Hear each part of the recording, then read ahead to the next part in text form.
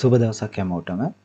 ඉතින් අපි කලින් වීඩියෝ වලදී කතා කරා කොහොමද HTML block and inline කියන එලිමන්ට් වර්ක කරන්නේ, ඒක වෙනස කොහොමද බලා ගන්න පුළුවන් කියලා.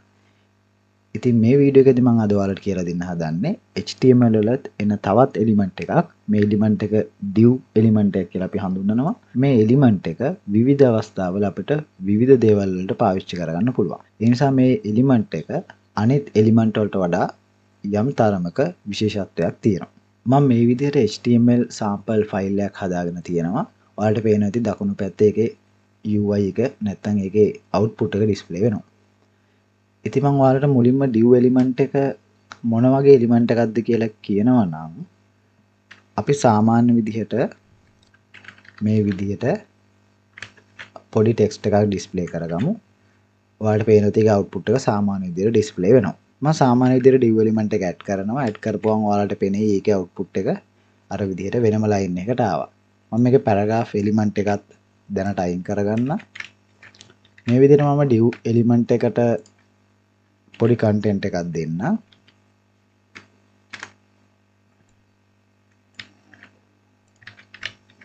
ඔයාලට පේනවා ඇති සාමාන්‍ය විදිහට මගේ content එක display වුණා. මගේ div element එක add වෙච්ච තැන අලුත් line එකක් විදිහට මේ විදිහට display වෙනවා.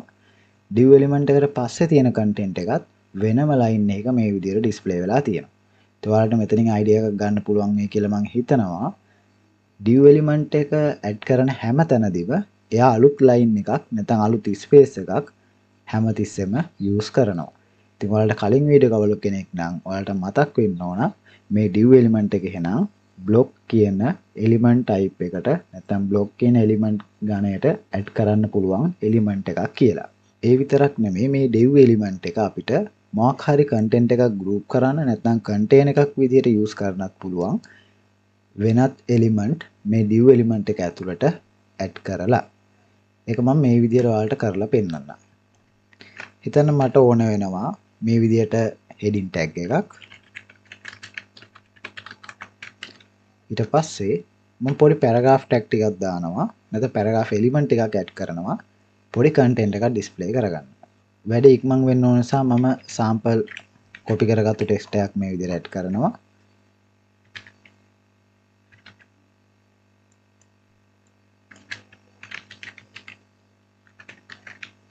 මට තව paragraph එකක් ඕන නිසා මම ඒකම duplicate කරනවා.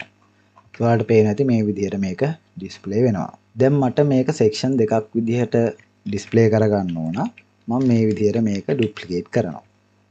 මේක සාමාන්‍යයෙන් අපිට බලාපොරොත්තු වෙන්න පුළුවන් output එකක් ලැබුණට code එක විදිහට ගත්තොත් සාමාන්‍යයෙන් අපිට පේනවා code එක සාමාන්‍ය විදිහට type කරන් ගිහින් තියෙනවා.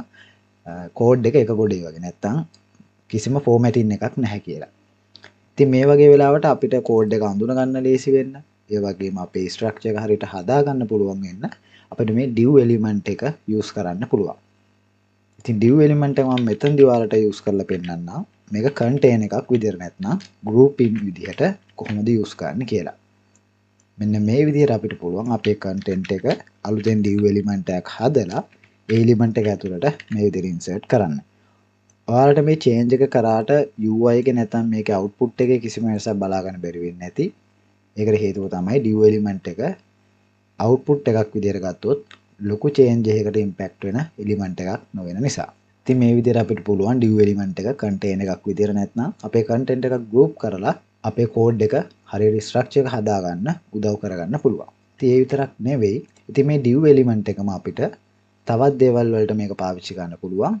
උදාහරණයක් විදිහට හිතන්න මට මේ div element එක ඇතුළේ තියෙන text content එක නැත්නම් මේක ඇතුළේ අපි වෙන මොනවා හරි element input කරලා තියෙන්න පුළුවන්. ඒ element එක අපිට නැත්නම් element සියල්ලම center කරන්න ඕන. නැත්නම් position එක අපිට වෙනස් කරන්න ඕන. අන්න ඒ වගේ දේකුත් මේ div element එකෙන් කරගන්න පුළුවන්. මේ div element එකේම inbuilt attribute එකක් තියෙනවා align කියලා. මේ align කියන එකට අපිට position එක දෙන්න පුළුවන් left center right කියලා. මම මුලින්ම left කියලා දෙන්නම්. left කියලා දුන්නාට ඔයාලට output එකේ වෙනසක් බලා ගන්න වෙන්නේ නැහැ.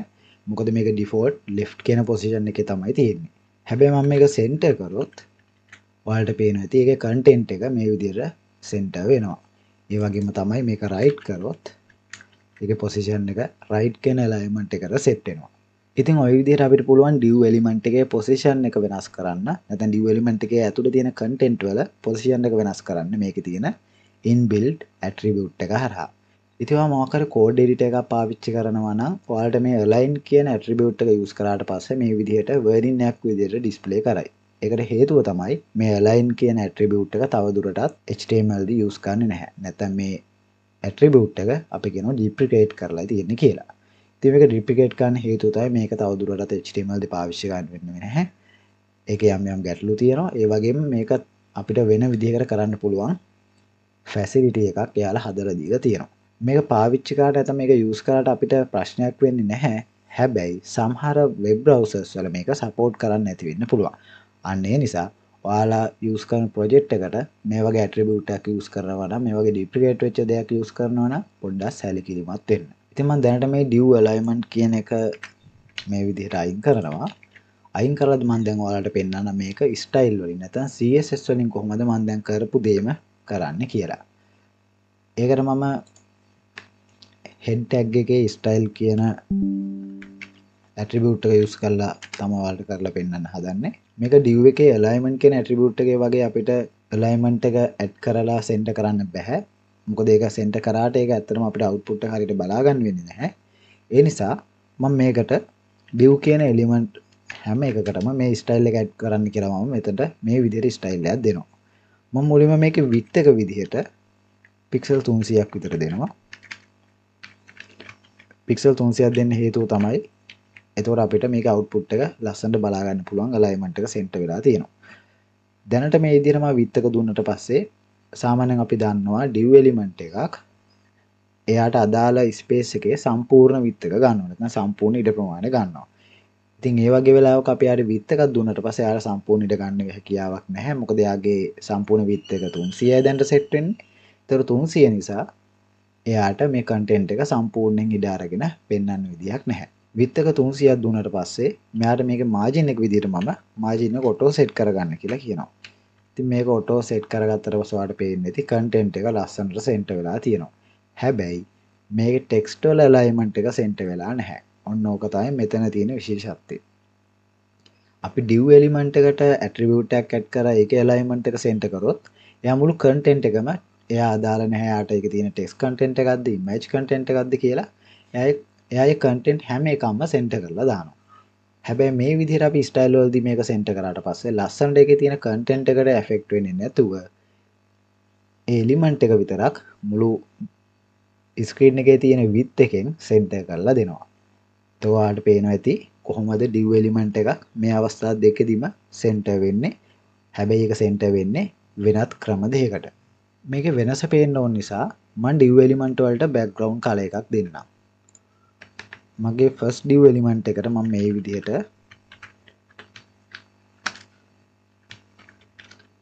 background color එක වෙනස් කරගන්නම්. මගේ second div element එකට මම තවත් background color එකක් දෙන්නම්. ඉතින් ඔයාලට මෙතනදී අලුතෙන් style එකක් ඉගෙන ගන්න පුළුවන්. නැත්නම් style property එකක් ඉගෙන ගන්න පුළුවන්. අපි දන්නවා div කියන නැත්නම් මොකක් හරි element එකක නමක් මේ විදිහට add කරලා styling කරොත් සාමාන්‍ය විදිහට දැන් මෙතනදී අපි div element එක අරගෙන තියෙනවා. එතකොට div element වලින් හදලා තියෙනවා නම් අපි මොන හරි content එකක් ඒ හැම div element එකටම මේ style එක ඇදාලා වෙනවා. නැත්නම් මේ style එක add වෙනවා.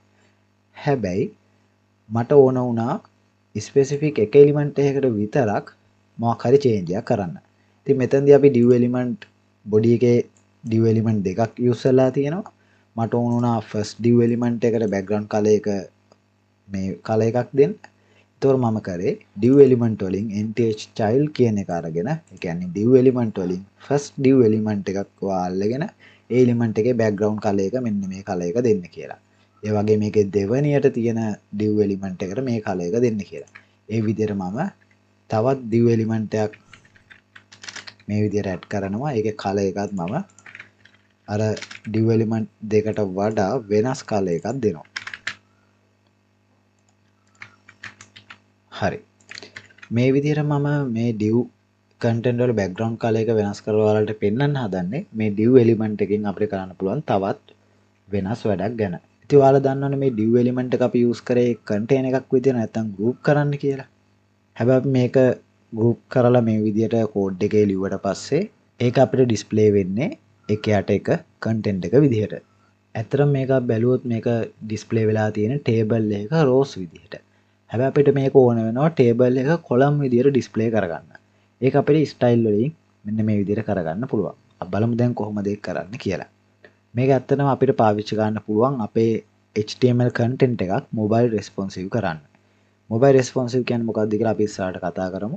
දැනට ඔයාලා හිතා ගන්න අපි මොකක් හරි HTML web page එකක් web browser එක display කරද්දී ඒ කියන්නේ computer එක display කරද්දී අපිට UI එක නැත්තම් අපේ output එක පේන්න ඕන කොහොමද? ඒ වගේ මේක mobile එකක display වෙනවා නම් කොහොමද output එක එන්න ඕන කියන එක. ඔන්න ඔය වගේ දේවල් අපි responsive එකක් කියලා කියනවා නැත්නම් responsiveness කියලා කියනවා. අන්න ඒ වගේ දේවල් වලදී අපිට ඉස්සරහට මේක පාවිච්චි ගන්න පුළුවන්. මම මේ දැන්ට තියෙන div element ඔක්කොම select කරලා ඒක මම අලුතෙන් div element එකක් ඇතුළට ගෙනල්ලා දානවා. එහෙම දාලා මේ div element එකට මම class name එකක් දෙනවා container කියලා. my container කියලා. මේ my container කියලා මම මේකට class name එකක් දෙන්නේ ඔයාලා දන්නවා ඇති දැනටමත්. class name එකක් කියන්නේ අපිට HTML වලදී CSS හරහා HTML content එකට styling add කරන්න පුළුවන් ක්‍රමයක්. මේ class කියන එක අපිට element ගණනාවක add කරලා පාවිච්චි ගන්න පුළුවන්. නමුත් මම මෙතනදී මේ my container කියන එක මේ element එකේ විතරයි පාවිච්චි කරන්නේ. ඒත් අපිට මේ වගේ දෙයක් කරගන්න පුළුවන්. මම class එකකට style ලියද්දී ඒකට ඉස්සරහින් dot එකක් දීලා තමයි ඒ class name එක දාන්නේ. මම මේ විදිහට මේක add කරලා මම මේකේ width එක විදිහට දෙනවා 100%ක්. කියන්නේ සම්පූර්ණ width එක ගන්න කියලා මම මෙයාට කියනවා.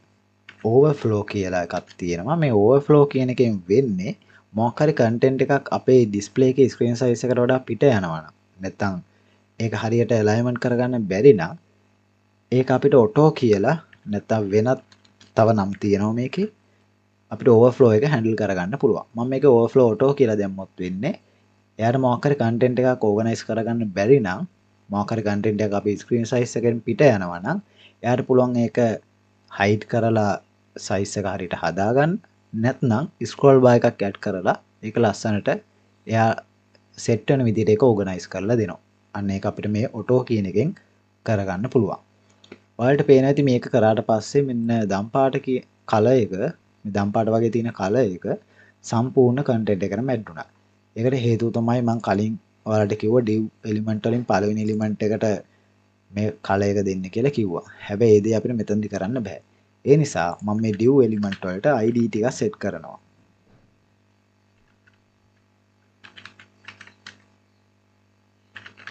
මම මේක con1 කියලා දෙනවා. කියන්නේ content 1 කියන එක.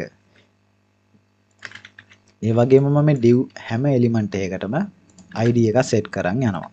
ඉතින් මේ විදිහට මම මේ div element තුනට id තුනක් දීලා මම ඒ content වල style එකට id එක මේ විදිහට define කරනවා. පළවෙනි div එකට මම con1 කියලා දුන්නේ. මේක id එකක් නිසා මම ඒකට dot එක නෙමෙයි hash එක දෙනවා. ඊට පස්සේ දෙවෙනි id එකට මම con2 කියලා දෙනවා. තුන්වෙනි id එක විදිහට con3 කියලා දෙනවා. දැන් ඔයාලට බලා ගන්න පුළුවන්ගේ කලින් විදිහට style එක මෙහෙම add වුණා. දැන් මම container එකත් හදාගෙන තියෙන්නේ. ඒකට my container කියලා නම දීලා ඒකේ styling ටික මම මේ විදිහට add කරගත්තා. ඒක යටතේ තියෙන මගේ div content වලට වෙනම id එකක් pass කරලා නැත්නම් වෙනම id එකක් assign කරලා ඒකේ background colors ටික කලින් set කරපු ටික මේ විදිහට set කරා. මම ඊළඟට කරන්න හදන්නේ මේ content එක මේක column එකක් විදිහට table එක column එකක් විදිහට width එකට set වෙන විදිහට display කරගන්න. මම ඒකට අලුතෙන් style එකක් දෙනවා. මේ my container කියන class එකේ ඇතුලේ තව මොනවා හරි div content තියෙනවා නම් කියන්නේ my container කියන class එක තියෙන element එක ඇතුලේ තියෙන div content වලට මෙන්න මේ change එක කරන්න කියලා තමයි මම මෙතනදි කියන්නේ.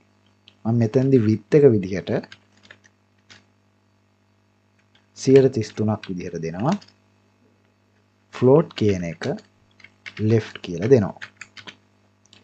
ඉතින් මෙතනදි වෙන්නේ width කියන එකේදී මං 100 ගාණක් දුන්නේ. කලින් වගේ පික්සල් ප්‍රමාණයක් නෙමෙයි. මම මෙතනදී පික්සල් ගාණක් දුන්නා වලට මතක ඇති. ඒ වගේ පික්සල් ප්‍රමාණයක් නෙමෙයි දීලා තියෙන්නේ. මෙතනදී මං කියලා තියෙන්නේ මේ ඩිස්ප්ලේ එකේ ඩිස්ප්ලේ වෙන කන්ටෙන්ට් එක සම්පූර්ණ width එකක් විදියට අරගෙන ඒකෙන් 133ක් මේ එක div content එකකට දෙන්න කියලා. ඒ කියන්නේ හරියට මේ අපිට output එකක් විදියට මේ display වෙලා තියෙන content එකෙන් සම්පූර්ණ ඉඩ ප්‍රමාණය අරගෙන ඒක කොටස් තුනකට බෙදන්න කියන එක තමයි මේ 133න් කියන්නේ. ඇතර මේක partially නැත්තම් හරියටම මේ 133න් අපිට කියන්න බෑ මේක 100%ක් එනවා කියලා. ඒක දැක්කහම පේනවා ඔයාලට මේක එකතුව ගත්තොත්. හැබැයි එයාට ඒක ආසන්න විදියට width එක set කරගන්න පුළුවන් කමක් තියෙනවා. ඒ වගේම මේක float left කියලා කියන්නේ මේ content එක ඒ විදිහට organize කරගත්තට පස්සේ මේක alignment එක left කියන side එකට තියාගන්න කියලා තමයි කියන්නේ. මේක right කරලා අපි බලමු මොකද්ද වෙන්නේ කියලා. ඔයාලට පේන ඇති මොකද උනේ? content එක අනිත් පැත්ත හැරුණා. ඒ කියන්නේ content එක වම දකුණ මාරු වුණා. ඉතින් මේක float left කියන්නේ අපි සාමාන්‍යයෙන් content එකක් අපි දන්නවා වම් පැත්තෙන් තමයි අපි display කරගෙන යන්නේ. අන්න ඒ දිහාගවන තමයි අපි මේක float එක left කරේ. හැබැයි මේක right කරා කියලා ගැටලුවකුත් නැහැ. ඒක ඔයාගේ preference එක මත ඒක ඔයාගේ අවශ්‍ය විදිහට ඔයා ඒක set කරගන්න. ඉතින් ওই විදිහට අපිට පුළුවන් මේ content එක div content එකක් විදිහට add කරගෙන නැත්නම් div එක අපිට contain එකක් විදිහටත් ගන්න පුළුවන්. ඒක මේ විදිහට group කරලා අපිට content එකක් හදාගන්නත් පුළුවන්. තව දෙයක් තමයි මං කලින් කිව්වනේ මෙතනදී width එක percentage එකක් විදිහට ගන්න කියලා. ඒතකොට එයා සම්පූර්ණ width එක අරගෙන ඒකෙන් 100 ගාණක් තමයි add කරගන්නේ. මේක අපි full screen කරොත් ඔයාලට පේනවා ඇති full screen කරා කියලා ගැටලුවක් උනේ නැහැ. content එක ලස්සනට display වුණා. ඒ වගේම දකුණු පැත්තට වෙන්න ඔයාලට බැලුවොත් පේනෙයි වම් පැත්තේ ඒ වගේම උඩ තියෙන space එකට වඩා දකුණු පැත්තේ පොඩි space එකක් වැඩි වෙලා තියෙනවා. අන්න ස්පේස් එක වැඩි උනේ අපි මෙන්න මෙතන තියෙන මෙන්න මෙතන කරපු percentage එකේ width එකක් ගන්න කියපු නිසා. මොකද අපි දන්නවා 33 3ක් එක්කව කරාම 99යි. එතකොට 99යි 100ට එකක් තව මෙතනින් loss වෙනවා. අන්නේ 100ට එක තමයි මෙතනදී අපිට බලා ගන්න පුළුවන් වෙන්නේ. ඔන්න ඔය විදිහට තමයි අපිට HTML වලදී div කියන element එක use කරන්න පුළුවන් වෙන්නේ. ඉතින් මේ div element එක අපිට තවත් දේවල් වලට ඉස්සරහට පාවිච්චි කරන්න පුළුවන්. ඔයාලට ඒක බලා ගන්න පුළුවන්. ඒ අපේ ඉස්සරහා ටියුටෝරියල් වලදී මම හිතනවා දැන් ඔයාලා දන්නවා ඇති div element එක කියන්නේ මොකද්ද? div element එක අපිට පාවිච්චි කරන්න පුළුවන් ක්‍රම මොනවාද? div element එක පාවිච්චි කරලා මොන වගේ දේවල්ද අපිට HTML වලදී කරන්න පුළුවන් කියන දේ ගැන.